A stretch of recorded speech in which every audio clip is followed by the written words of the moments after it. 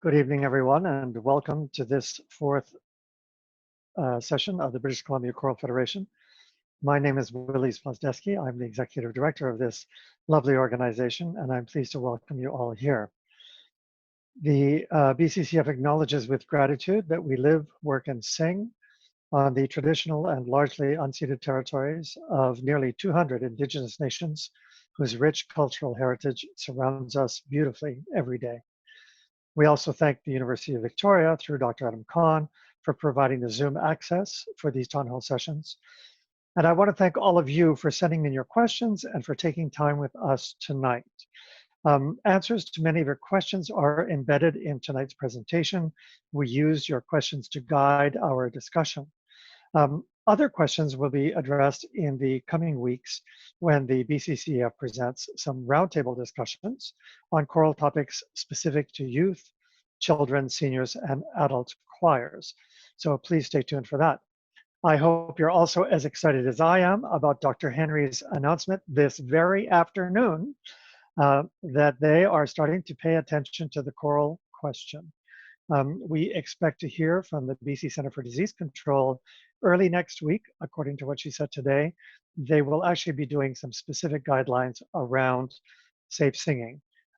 As always, of course, from our perspective, the only safe singing is the singing that is allowed within the confines of Dr. Henry's announcements. So we are very, very excited to know that we have gotten through to them. So thank you all for your many, many messages to her. I know that I've been in touch with a few of you already, and I know that some of you have actually written directly, and the message has gotten through. So there we are. We are finally at the top of the heap. Yay, choral music. All right. So the purpose of this evening session is to explore some of the techniques and the tools needed for rehearsing safely online. I just want to remind you that we are talking about rehearsing. We're not talking about creating a performance. This is separate. So this is virtual rehearsal, basically. And we have gathered a very fine panel of presenters with very diverse backgrounds, working with diverse age groups and with diverse experiences of their own.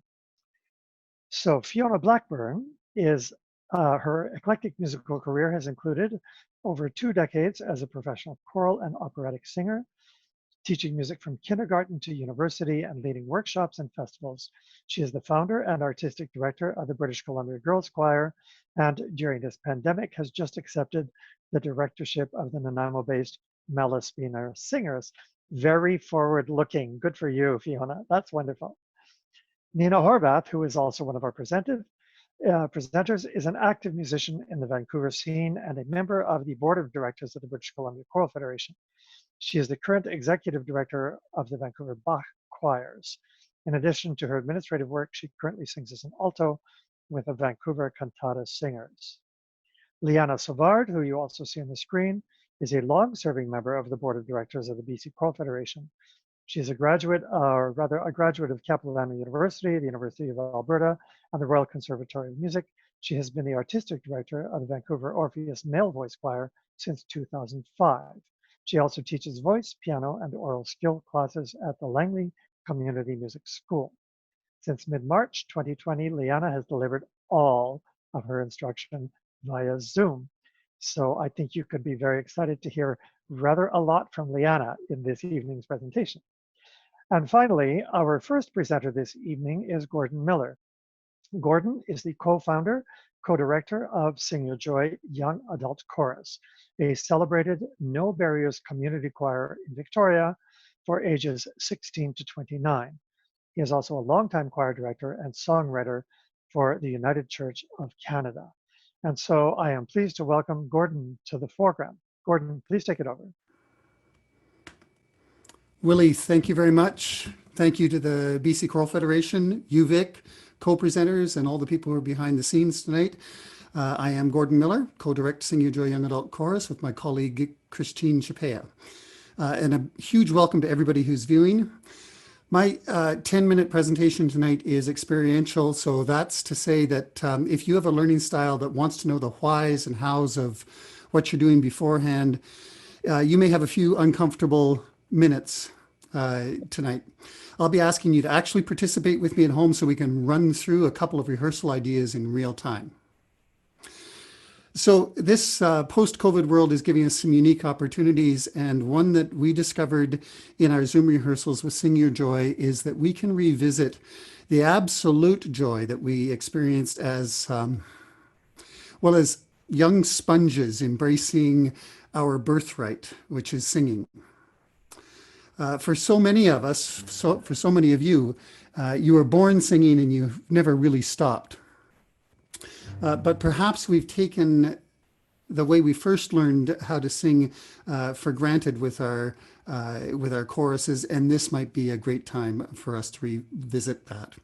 I've intentionally set a timer. We use this often in our rehearsals to keep us moving and to keep all of us engaged. And this, coupled with being personally well prepared and rehearsed, is, we think, doubly important when we're in the online environment. I'm using an AKG wide diaphragm condenser microphone with an inexpensive USB mixing board direct to my Mac laptop. You don't have to remember that because the tech specs are in a file that'll be available to you after our meeting. So here we go. I'm going to address you as Sing Your Joy Young Adult Chorus, and this is pretty exciting for me. I see that we have 170 odd people in the room that I get to lead, and I'm really stoked about that. So would you, Sing Your Joy, stand and make yourself ready to sing? And I want you to just start by listening to the melody that I'm humming.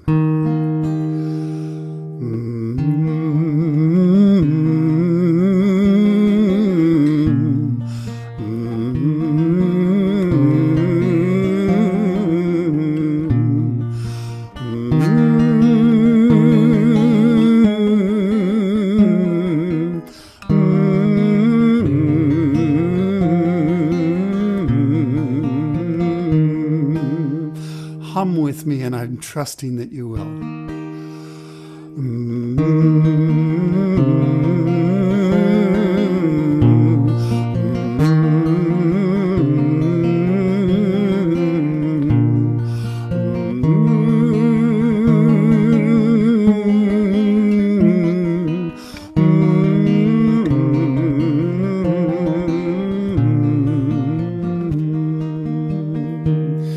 When we do it again this next time, I want you to see if you can make your whole face vibrate and have a nice buzz up in your eyes. Lift your eyes, lift your cheekbones, hum with joy.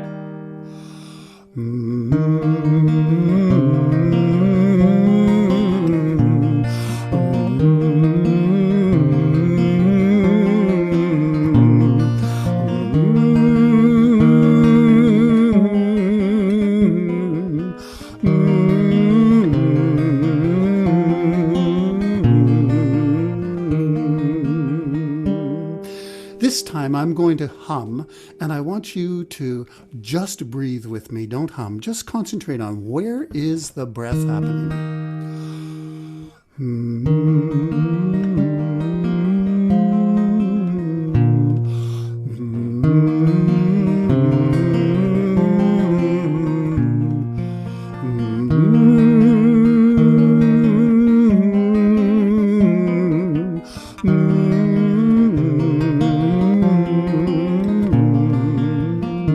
Sing ooh with me this time.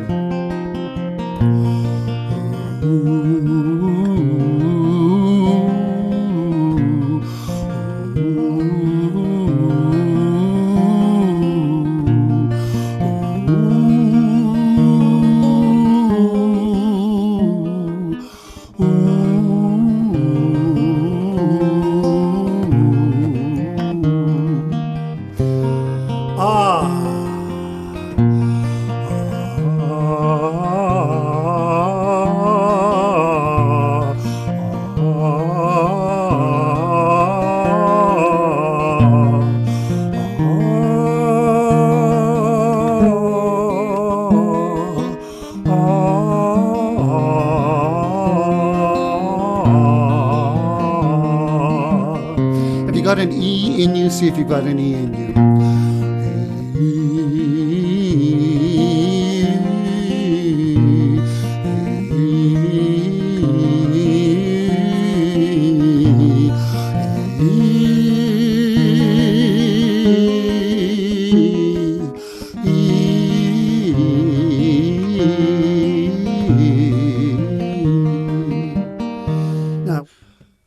up there, I've put the words to the song Today by Randy Sparks. Let's quickly review what we've done. We've learned a melody. We've got ourselves in an open humming situation. We've dropped to an ah.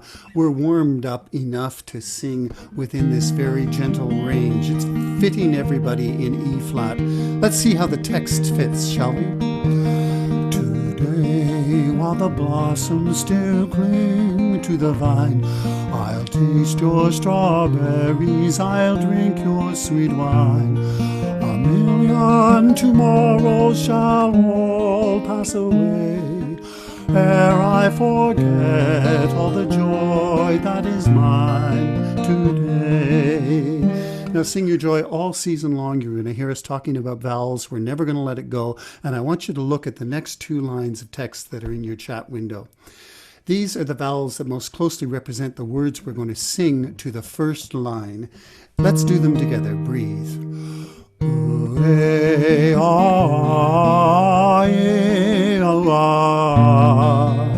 One more time.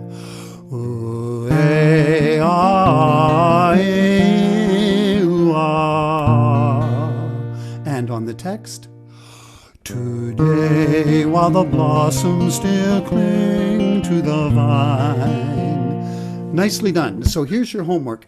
Take the rest of that text. I'll taste your strawberries, I'll drink your sweet wine, a million tomorrows shall all pass away, and write down for yourself, what are the vowels that you're going to sing these words on?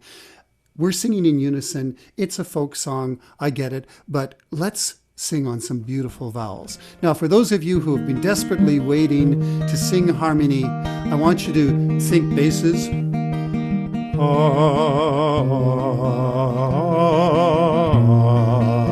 Right? Altos and tenors. I know I couldn't have stopped you anyway. You probably already were singing. Here we go all together now. Today, while the blossoms still cling to the vine, I'll taste your strawberries, I'll drink your sweet wine. A million tomorrows shall all pass away, ere I forget all the joy that is mine today. Christine and I will be sending you rehearsal files for you to hear the actual harmony parts that we've written for this song, and we want you to learn those, and also email us if you want to be the soloist for the verses. So moving along quickly, I want you to watch this next very short video clip and take close notice. The body position. How are the singers standing? I want you to notice their eyes and their cheekbones. I want you to notice their jaws relaxed and unhinged with open mouths. And I want you to notice how much you receive from their expressions of engagement and joy.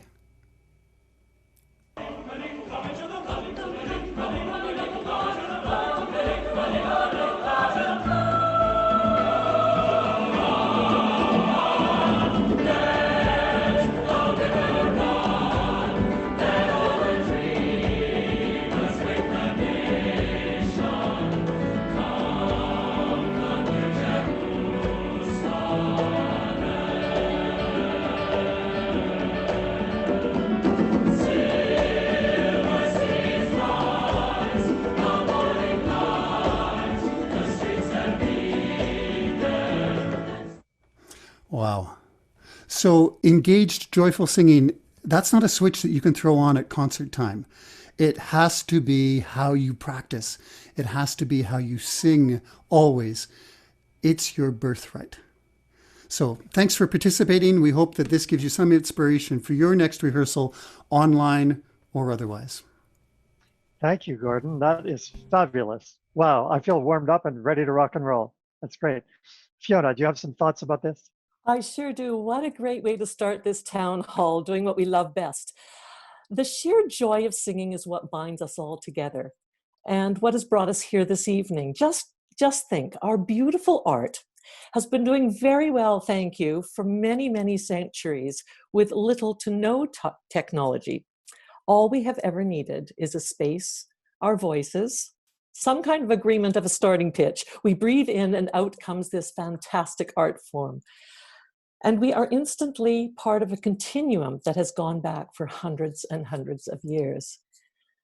That is until March. And I will wager you probably remember the day and maybe even the time when you said goodbye to your singers. For BC Girls Choir, it was March the 14th, and the singers were happy to go off onto their spring break. Well, within a week or two, I watched with incredulity and awe as some of my tech-savvy colleagues did not skip a beat. No pun intended. Their April rehearsals were filled with sight singing sessions, lots of solfege games for the younger singers, sectionals, voice lessons, and something wonderful to get together on called Zoom. Now, at this moment, I have to admit to you all that I am painfully tech averse. The idea of leading a rehearsal on Zoom confounded me in April. Nonetheless, I decided to set up a meeting with the teenagers. And then the most incredible thing happened to me just before I pushed enter in that first Zoom meeting. Have you experienced a performance anxiety when you were stepping into your performance space, feeling woefully unprepared and not knowing how to anticipate all the unknown elements that may come your way? Well, I had not felt the symptoms of stage fright for a long, long time. And that really surprised me, that feeling that I had. Thankfully, I told the girls that they would have to help me through with the technology. We all laughed, had a jolly good time with them teaching me. But that is not really the ideal leading scenario for ongoing leadership. And I knew I was woefully out of my depth. So why, you must be wondering, has a technophobe been asked to sit on a panel with tech experts? Well, I am an example right here of one who has been shaken to the core by my lack of technical knowledge. I haven't had to use it up until this point. And we imagine, all of us on the panel, if we could see you, there would be many of you nodding and saying, yes, that's how I feel too. I mentioned yesterday in a correspondence with Dr. Jeffrey Boers how I had this new thing that I was coining as Zoom fright. And he wrote back and he said, Fiona, it's caused, and I'm going to read you his words, it's caused because the whole rehearsal process has been turned upside down. We can't hear nor react to the beautiful voices and faces in front of us. We're having to produce so much energy and sound for them when before we were the silent shapers of sound. It is a matter of us transitioning our hearts and heads in terms of our goals and what our singers need from us. I love that. So the most important thing I have learned in the past 3 months is not to think that I have to do all of this by myself. And if you get a chance to go back to Town Hall number 2 about grief, it was a wonderful hour, and I would encourage you to do that. Rick Berg spoke about one of the best ways for us to cope through all of this. And one of them is to ask for help, which is something that we as leaders forget that we can do. So I encourage you, if you have not done so already, to find somebody to hold your hand. I know I need somebody, and I think I have found her already, which is great. You do not have to feel like you have to lead alone. So you have come to the right place, because you will, I am sure, be inspired by the tech wizards on the panel. And I'm going to introduce you now to Liana and Nina. I turn the meeting over to you. Well, thank you, Fiona. What a wonderful quote that was from Dr. Jeffrey Boers. I love it. Now, I've got to admit, I never either considered myself much of a techie. But since March 24th, it's been all Zoom. So today, we are going to use segments of Dona, Nobis, Pacem to demonstrate a few rehearsal techniques that do work on Zoom. We will begin with solfege to learn the melody, because theory and ear training work great on Zoom, and it's something as choral directors we often intend to do more of. Now is a great time. A few days ago, we took a video of all of us here on Zoom. I asked our presenters to follow my hand signs and sing the pitches that I signed. They did not know in advance what order the pitches would be sung in. So watch this little clip that we have for you. Okay, so if everybody would sing along with me, we're going to start off with Do. Show me your hand signs. Beautiful. So now just follow me. Do, re, mi. Oh, well done. Mi, fa, mi, do. Now the low so. So. Well done, and back to do.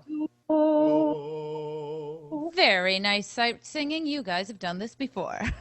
Well done. Now, if I sung do, do, do, would you sing with me what those solfa pitches are? Sing and show your answer. Do, so, mi. Very well. Very well done. You guys must be pros. Excellent. So as you can see, sight singing or working with solfa and the Kerwin signs can be very useful and work well on Zoom. All right. So as you can see from that little video, as a director, I'm able to see if they're following the hand signs.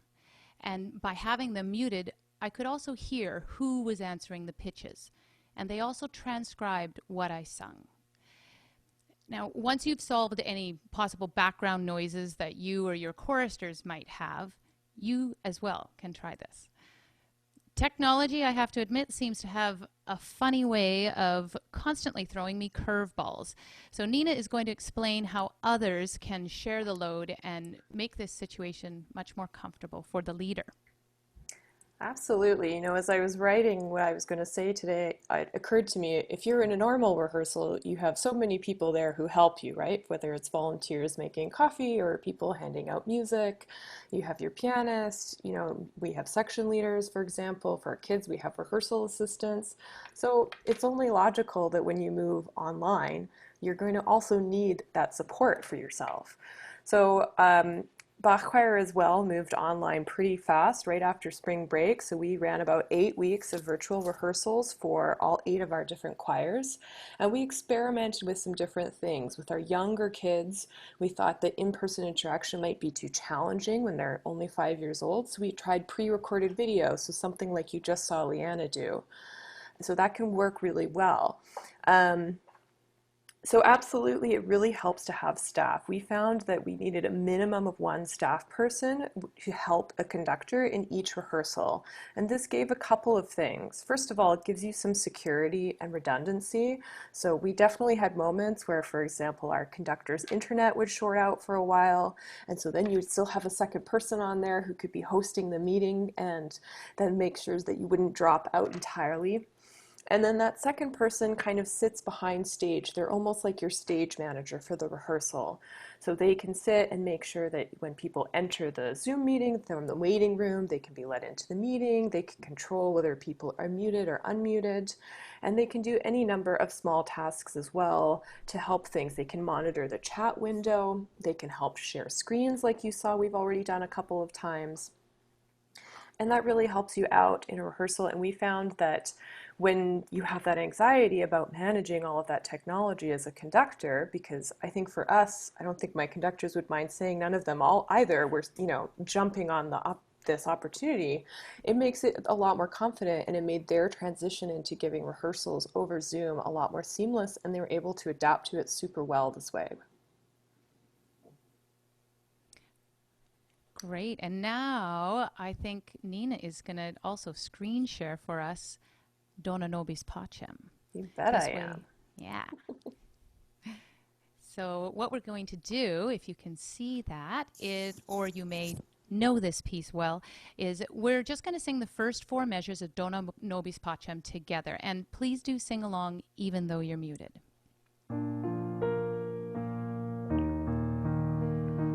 Dona Nobis Pacem, Pacem. All right, now we're going to sing those same first 4 measures again, and I'll play your part on the piano while I sing the second part.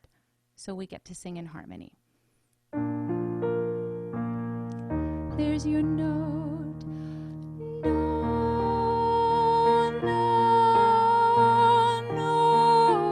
Nobis, Pacem. So if you end it there, we sung in harmony. So you can ask for volunteers or section leaders from your choristers to be that one singer that the chorus gets to sing with. It doesn't always have to be you. You can change who that volunteer is so your singers can hear other members that they're used to hearing in a choral setting. Now, for most of the time on Zoom, the one person who is making sound, as you know, needs to be the only one making sound. All others must be muted. So if you enlist another singer, which is a wonderful thing to do, that singer needs either to be comfortable singing a cappella or accompanying themselves on an instrument or playing a pre-recorded track that they sing along to. Now, maybe your accompanist will create recordings, or maybe you want to record yourself or record another singer singing, or the singer can sing along to a choral recording. These are all ways to provide the opportunity for your choristers to hear one another. Another way that we can hear our singers is to embrace the lag and sing using an aleatoric technique. We also recorded this on Zoom. We sung one measure at a time and purposely tried to start singing when someone else was not starting. Then we sustained the final pitch of each measure. And so we're going to share this video with you now. Dona,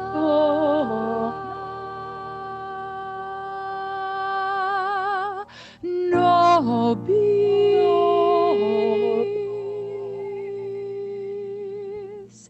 Pacem,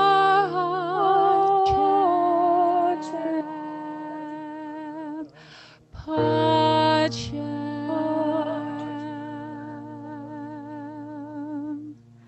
Love.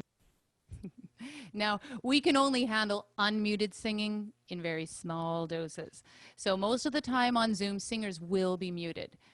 But if we only stay muted, we miss hearing one another. It feels good to hear that those familiar voices are there. And it's great as a director to get to hear some of what your singers are doing. Of course, there is choral repertoire being composed that is intended for online rehearsals using lag. So if you have the ability to commission new works, there is certainly a need for our composers, maybe especially at this time. We can also work with our accompanists on Zoom. So Fiona is going to direct us while I accompany. So our singers can experience something similar to a regular rehearsal. So again, do sing with us even though we're muted.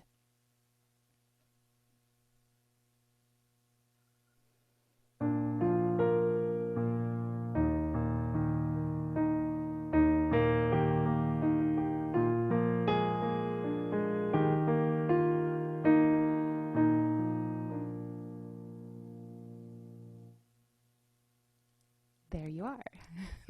Now, of course, when your accompanist plays on Zoom, there's a role reversal, as they must lead and cannot look at their director. But the experience for the singers of seeing their director shape the phrases and model choral technique and hearing their accompanist is familiar, and it's worth doing. Can I just say Yes, something yeah, and go jump in, ahead. Liana? Yeah, you bet. It is a little discombobulating, I have to say. And when you and I were working on this, one thing that bears mentioning is that the accompanist, the pianist, is dealing with the beat. So in other words, the vertical. But if at the same time the director is giving pattern, that lag will be a little bit confusing. So what I was trying to do was just to show, as Liana said, the shaping and not do very much of this. So I hope that makes sense. Mm-hmm. Well said. Thank you. Now we're going to move on, and Nina is going to show you the difference your technology can make, and she's going to explain what we require to actually get going with Zoom. Absolutely. So before I get into that, I also wanted to just elaborate a little bit Liana's already talked about this idea of lag, and I think if you've been doing Zoom in any way, you've probably experienced this. But just to talk about it a little bit further, so basically two of the main challenges that we experience with basically any web conferencing platform at this point. The first thing is that all of the softwares are designed in a way that you may notice that we can't usually sing on top of one another, that they're designed so that you only get one person's sound at a time. Because if you're trying to do a meeting and keep it orderly, that of course makes a lot of sense. It wasn't designed for people to try and sing all together. However, even if you were able to do that, the problem that you come across is this idea of lag or latency. Now, I am not a technical expert enough to get into all of the details as to why that happens, but it's basically a combination of all of our different internet connections and our hardware and everything. And so, it causes, you can try it with your own groups. Try and sing Happy Birthday or O Canada together, and the results are pretty hilarious. And you'll notice immediately that you just can't do it. But that's okay, because it sort of forces us all to be creative, and there's so many other things that we can do.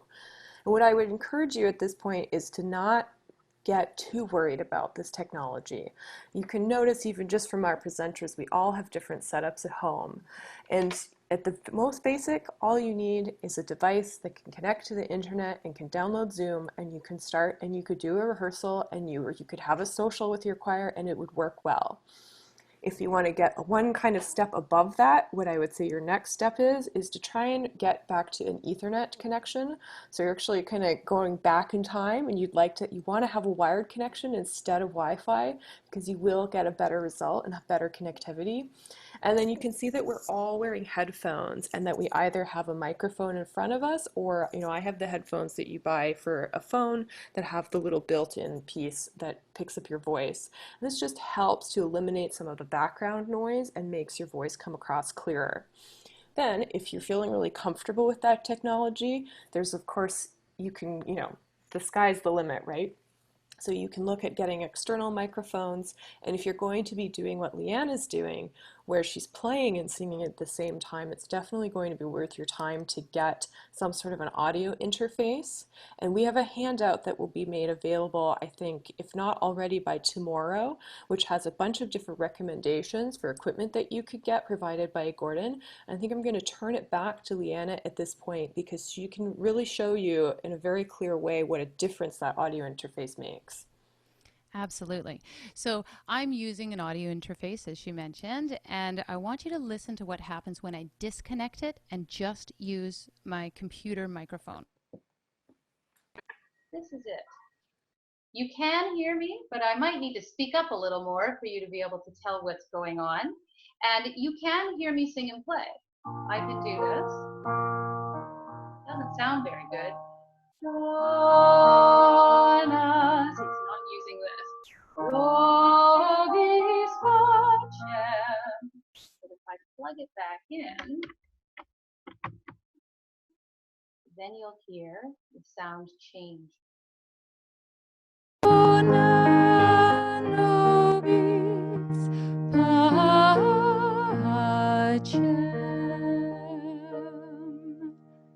I was convinced when I first heard the difference. So in a choral rehearsal, many of us have access to a chalkboard or maybe even a projector. You have that here on Zoom as well. And Nina now is going to share our music and show how we can make that interactive. Yeah, absolutely. So this is a great function to be able to have. Once you've shared your screen, at the top you'll have an option that says annotate. And then what you can do is I can do all sorts of different things. So for example, if I wanted to identify where the key signature was, I could circle that for people. You could draw some phrasing into your music. So I'm on a laptop right now, so you can see it's not the most elegant phrase ever. It can definitely work a lot better if you have a tablet and a pencil, but it gets the point across. And you can choose whether you want to do this in an interactive way with your singers or not.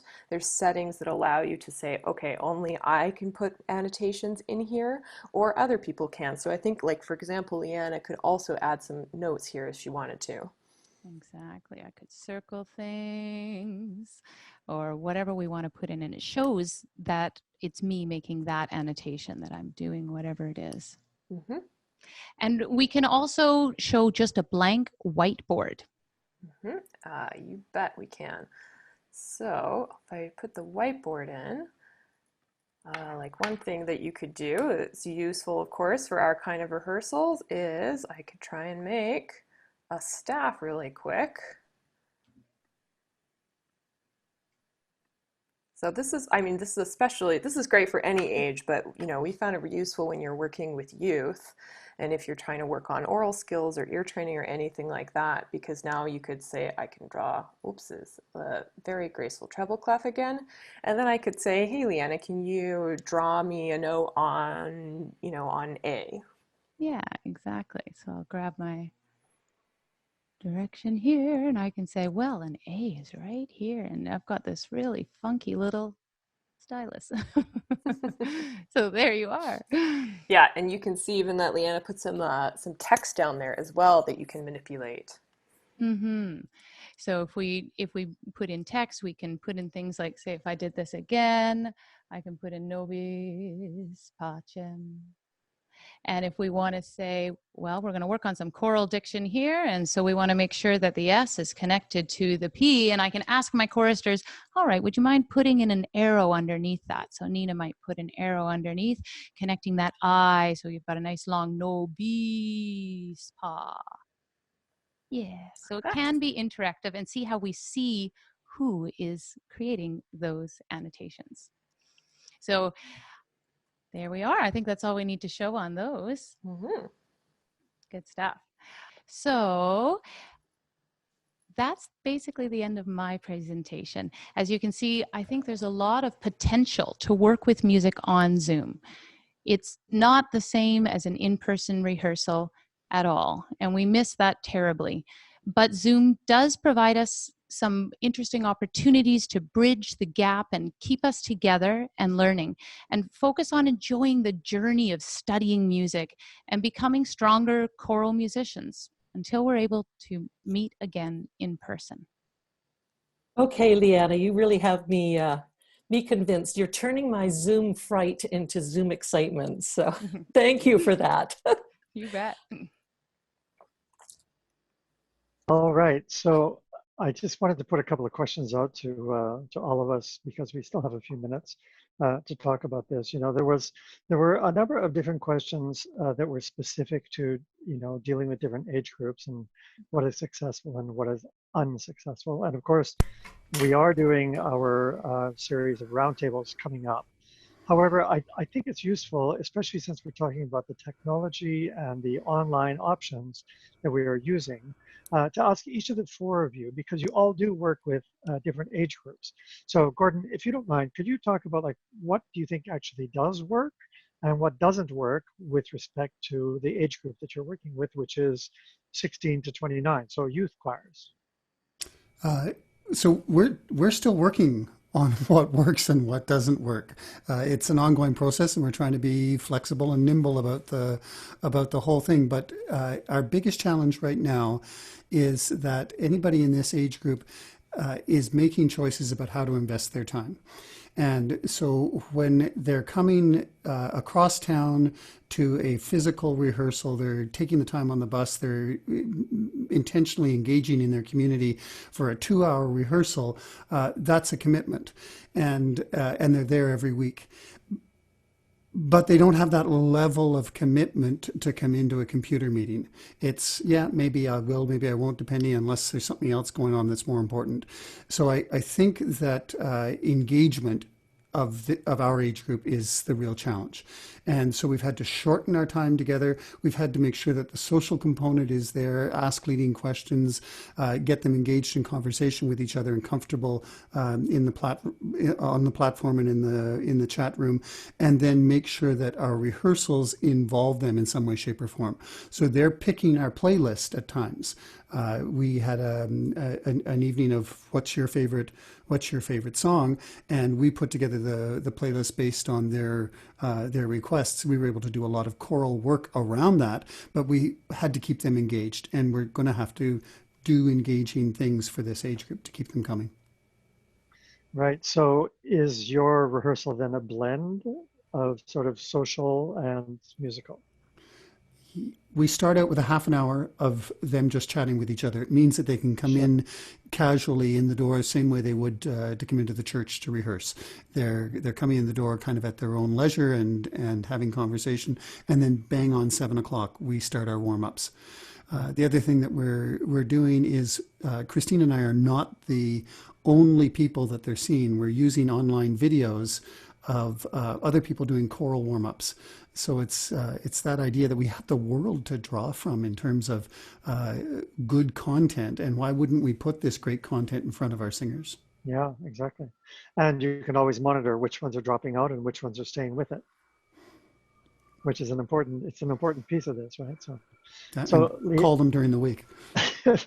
so Liana, what about your choir, and what has been really useful and what has failed? I mean, you probably didn't show us the failures. Well, Vancouver Orpheus, as you may know, is made up of adults with a number of seniors. And in fact, we recently celebrated one of our members' 90th birthdays. Wow. Yes. Nice. And he has been on every Zoom session. You know, there are seniors who may say technology, it's for the youth, they're better at it, and some may be fearful. But my experience with Vancouver Orpheus is that when there's a will, there's a way. They want to be together and find a way to experience music. And Zoom was the way that we saw that we could do this. We did quite a bit of prep to get us ready. And over the course of about a week, I recruited a tech crew of choir members to make sure that we were explaining it well and dealing with all the different types of devices that our members could be using.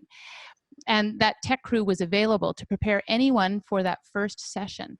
We had 41 participants, regular attendance Wow. at our first Zoom session. So I was very excited about that. I mean, it's not perfect. We seem to experience new glitches each time, but we're learning. And like Gordon said, we're asking for feedback and adapting. I'm just grateful that we're staying together and they're trusting their leaders to do all that we can for the benefit of as many members as possible, as we say, for the joy of singing.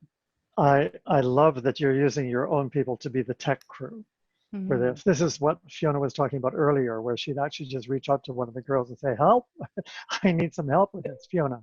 Yeah, I'll say we also did the same, and similar to Liana with our adult choir, is that we had a couple of board members who were able to say, okay, yeah, if you're having trouble logging onto the meetings or, anything, I'll call you during the week and we'll spend some time and we'll set it all up. And that worked really well. We had some few members who then were able to join in and, came to every rehearsal after that. Yeah. Fiona, what were your... Yeah, well, what you have all said really translates, I think, from the young ones, 5, 6-year-olds all the way through. One thing that we did when we got the Zoom meetings going was to have them at the same time as their regular rehearsal. So that was the first thing. But I guess it goes without saying that young children are not in control of the technology often in their household. Sometimes they are, but a lot of times they aren't. So what we're really going to put a lot of emphasis on before we start up in September is connecting with the adults and making sure that the children have a space that they can be in where other people perhaps in the family are not on Wi-Fi, so that they have a better access, so they have access to even a phone or an iPad, that sort of thing. So that you really have to think about with the children. We're probably going to have Zoom meetings with the parents, because the parents need to be engaged as well as the children. And to keep, just as the others have said, to keep things shorter. It was interesting speaking with the teenagers that in the spring, they were so fatigued with Zoom. We spent most of the time talking about how it feels and all the trials and tribulations rather than the actual singing. We did use Zoom to go through a few things in preparation for a virtual choir video. But that's such a huge subject, and I know that the BCCF is going to be putting together a really good project to help people who want to get into that. But let's see, what else? Oh yes, the transparency of having another adult in the rehearsal space is really, really important. And I think I might even consider, with the parents, the guardians' permission, recording the rehearsals, just for transparency, for security. But mostly I think that we have to remember that children are so resilient and they will find joys in the smallest gifts. They just need a little time with their friends and with you, singing their favorite song or two, just for a few minutes. So that's basically where I'm headed. And I'll figure out the platform. I've got a couple of months to do that. Yeah, you do. Well, fortunately, we have this little grace period right now where we've got a few weeks to get ourselves sort of sorted out. So I would also like to just put it out to you. Some of the questions, there are a couple of people who had written in, were specifically interested in what sort of unique or maybe off the wall ideas that you have used that have really been successful. So like, what is the little ace that you pull out of your back pocket and sort of drop it into the pot? So Liana, I will not start with you because I'm sure you have a list of them. Nina, how about you? Do you have anything that worked really well that you could share, like a one-off? I think that controlled use of the chat can be really useful. Okay. We found with, especially with the younger kids, if you have it on all the time, sometimes they get a little distracted and, you get somebody writing hi 30 times in a row, which isn't constructive, but you can toggle it on or off. So it's great to have a way to just throw a question to kids and then they can write in the chat. And it's actually a way that sometimes you get contributions from kids who might not be confident enough to speak up, but they'll write lots of things. So that's really cool. Yeah, so the chat function in Zoom is really, really essential. Of course, we've disabled it for tonight's presentation effectively, but I know what you're saying. I personally find as a user, though, that the chat thing drives me crazy because you lose track of what people are saying because you're so damn busy reading the chat. Yeah, that's why we found that again, you have that person in the background. So sort of when you're doing more singing or you're warming up, you turn the chat off so nobody can get distracted by it. And then you really just open it up, or kind of at the beginning, like Gordon said, when people come to socialize for a little bit, you leave it open. And it's nice too, because people can throw in links of like YouTube videos they've been watching and they've been loving. And it's like just an added way to share. Yeah, for sure. Good. And it enhances the whole social aspect. Gordon. Your little one-of, what's your fave? We invited one of our singers to do a yoga warm-up for us. So she's a yoga instructor. That's what she does in her daytime gig. And it was just delightful to hand over the leadership of the choir to somebody else. And the chorus members really responded to it. So I think there's an opportunity for us to find the hidden talents within our choir and bring them to the forefront. Yeah. Okay. So that would be sort of like, the child who might not respond in a public setting, but will respond online, right? Like, can type in a little chat thing. So yeah, good for you. All right, Liana, I bet you have a list. We did try many, many different things. Okay. But like Gordon said, finding the talents within your members is really useful. And we touched upon a lot of different people's talents. And one of the ways that we made use of that was in breakout rooms. The breakout rooms are wonderful for social opportunities because you can decide the size of your breakout room. You can just pick a random 4, or you can create it in advance and have breakout rooms with sectionals. You can have member-led sectionals, which is a really nice way for them all to hear in a small group. We had just 2 to 4 members in a small member-led rehearsal. And people really enjoyed that. They were studying with somebody else and getting to hear somebody that they're used to hearing within their section. And did you, as the conductor, participate in those small rehearsals? Yeah, what's really neat is in the breakout rooms, you can pop in. And so that's really fun. I can pop into each one for whenever. Yeah, Exactly. Okay, good. Yeah, we found those really successful as well. Yeah. So, and then just finally, let's just spend a couple of minutes just talking about technophobia. I know that we addressed it a little bit initially, but it was probably, you know, the third most popular question from our listeners is how to get people into, like, how to just make them comfortable with getting on board. I mean, Fiona had a long journey, but we think she's on board. But you know, what do you do with those people? I mean, maybe you can't ever change their minds. I don't know, but there's some people who might just say, well, the technology is for the youngsters, or maybe they just need a demonstration of what the riches are, like, I mean, of screen sharing, of breakout rooms, of the chat functions. You know, I mean, how do we convert the non-believers? Can I just say something about that, Willie? Yes. Switching hats to the adult choir that I haven't actually met yet. But I did hear that there were a number of singers who just said, if I can't have what I had before, I'm really not interested. And I thought, boy, I started as their director just 2 or 3 weeks ago, and I thought, I better turn this around. So we have devised some Zoom meetings, and I now know how to set them up, and just to have little chats and to find out from the singers, what were the pieces in the spring that you connected with? When we get together, not if, but when we get together, what would be the first piece that you would want to sing? And so reaching out in that way, I think might tip the balance. For the girls, I will tell you one thing very quickly that did not work, and I now know why.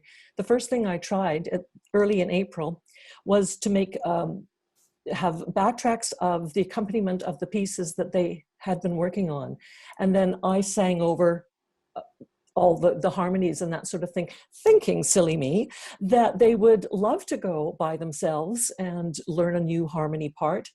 And the buy-in rate, 10%. So, and that was the clue that it's not about an individual being in their bedroom by themselves. It really is about the connecting in the group. So that was a big lesson for me. Yeah. So I think what you started with saying, though, is really one of the keys, is that, I mean, all of us have learned the culture of Zoom, right? And we all started somewhere, and just having those informal meetings with people and just sort of making it not about Zoom or whatever, just creating some familiarity. You know, that I think is just really a great first step. Anybody else have any particular ideas on overcoming the technophobes in your organization, or have you Yeah, just given up? well, there are definitely one or two for us who have it's just not for them, and you know, but they'll Yeah. come back. But like I think, you know, to Fiona's point, I think you have to adjust your expectations to some extent of what you can do. Because if you're coming into it assuming that you'll be able to sit in your home and have like a rehearsal as you're used to it in person, then you will be Exactly. disappointed. But if you come into it kind of willing to play and explore and understand that it's actually a quite special opportunity for us to explore a lot of musical things that we normally wouldn't have the time to do, then it can be really exciting. And the fact that you just, yeah, you get the connection with your group, you get the routine, where so many people's routines have been upended right now. So Yeah. all of those have been really positive for us. Yeah, exactly. Gordon, anything that you want to add to this? I think we're moving into a time of blended options, and while it's more work for all of us, we have to be working multiple tracks at one time. So we don't have to have the technophobes. Yeah, there's the word that we're coining, I guess, for now. But the people who don't want to come into the Zoom meeting, we're going to have to connect with them another way. And it might mean a telephone call. It might mean encouragement. It might mean somebody in their section saying, hey, I want to take you into my bubble and let's go out for a cup of coffee. And then as we're able to gather in quartets or in double quartets, we might have some opportunity to run multiple streams at the same time. Is it more work? Yes. Are we going to learn a lot? Yes. So the one of the key things there is that it is a lot more work for those of us who are actually creating these rehearsals and doing it online.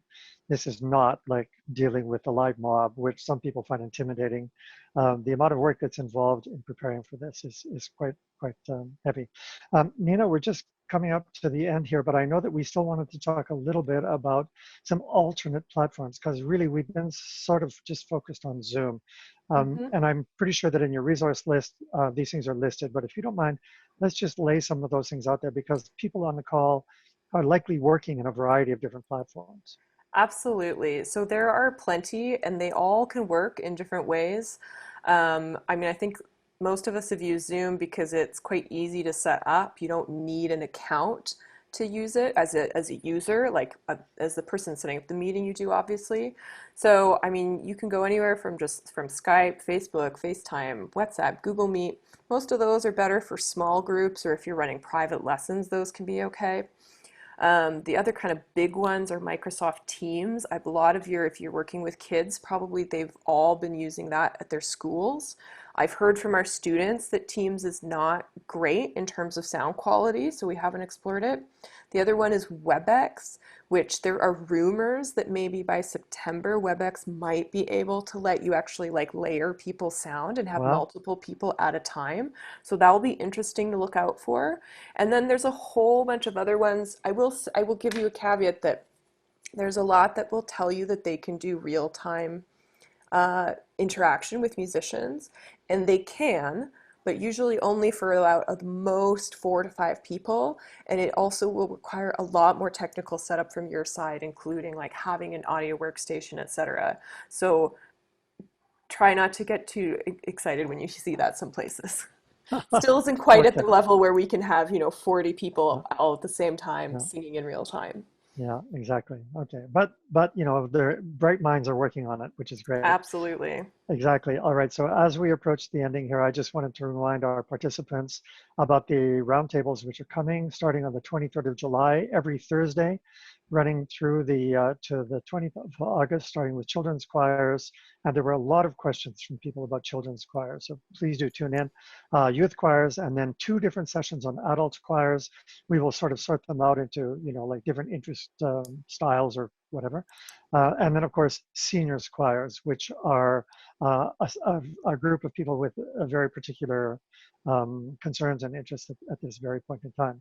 But, can we just get a closing hurrah from everybody here? Like just a let's go team. Woohoo! Absolutely. Woohoo! I know, We can do this. We can. We You can can better. do it.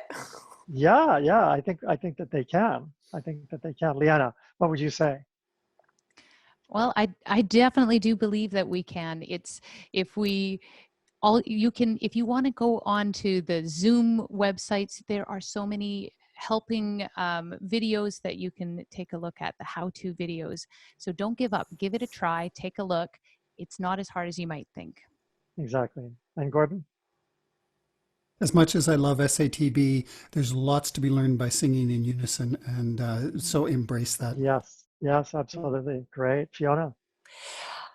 But it's not so much the what we are teaching or even the how, but it is the why. It's remembering why we are using all of these tools at our disposal, and to be close to our singers, for the singers to stay close to each other, and to connect all the people in our community for whom choir is truly an essential service in their lives. It really is. It sure is in mine. All right. And thank you to all 3 of you, rather, for your time with us. And I also want to thank all of our behind-the-scenes operators from the BC Choral Federation, Dr. Adam Kahn, Christine Chapea, Andy Rice, and Bridget Cole. It takes a lot of people to make these events succeed.